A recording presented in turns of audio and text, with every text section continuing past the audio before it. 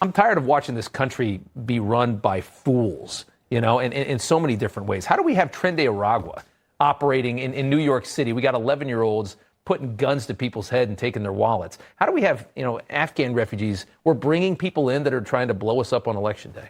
Go ahead. Denial is indeed the first stage of grief, right? And the mainstream media and the Democrats in power tell us that it's not real that people who are dangerous and might harm us on Election Day were passed through an insufficient vetting process. And you shouldn't really worry that it's only a few apartment complexes in Colorado who are being overtaken by this Venezuelan violent gang. And actually, I think that the perspective of American leaders should be that no apartment complexes should be overtaken by Venezuelan gangs in our country. Actually, one is too many. Right. But at the same time, there's a permission structure being set up where a certain amount of violence and danger is acceptable so long as it achieves these social gains of allowing illegal people into our country. And that's not what we signed up for. It's certainly not what voters in these swing states have signed up for. It's unbelievable. And let's talk about this. I am blown away by this TERRORIZing gang. I mean, these are some of the most vicious people in the world. And they're coming here and they're setting up shop. They're taking these kids in these migrant camps that we've set up all throughout our cities in this country. They're turning them into TERRORIZing members. You've got them running around New York, robbing people. They beat the hell out of this apartment manager in Aurora. They have taken over these apartment complexes, even though it's just a few, they try to tell you.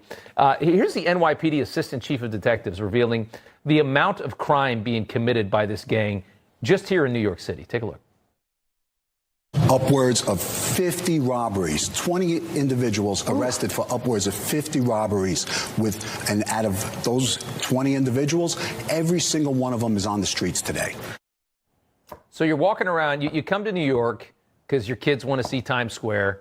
You get dragged here, you're spending all this money, you're walking down the street, Times Square, you're walking by Bubba Gump Shrimp and all this crap that I can't stand in Times Square, and you're seeing everything, and you got all of a sudden 12 Venezuelan kids run up with knives, and one's got a gun, and they take everything off of you. We've imported this into this country.